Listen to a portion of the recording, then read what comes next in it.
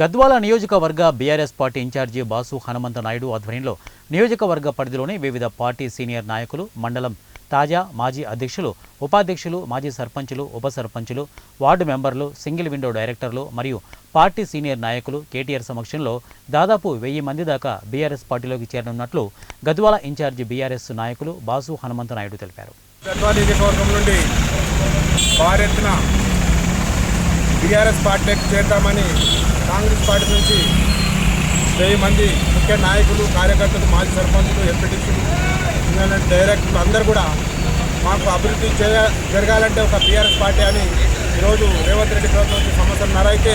ఏ ఒక అభివృద్ధి కూడా ఏ హామీ కూడా నెరవేరే ఉద్దేశంతోనూ అందరూ కూడా తండోపుగా ప్రతి గ్రామం నుంచి ఫోన్లు చేసుకుని వస్తున్నామంటే ఈరోజు ఆరంభంగా మాత్రం ముందు కూడా ఇటువంటి ట్రైనింగ్ చాలా ఉంటాయని, ఎందుకంటే భారీ వలస కాంగ్రెస్ నుంచి మాకు బీఆర్ఎస్ పార్టీకి వస్తున్నారంటే ముఖ్య కారణం కేసీఆర్ చేసిన అభివృద్ధి ఈరోజు నడుస్తుంది. కానీ ఈ రేవంత్ రెడ్డి ప్రభుత్వం వచ్చినప్పటి నుంచి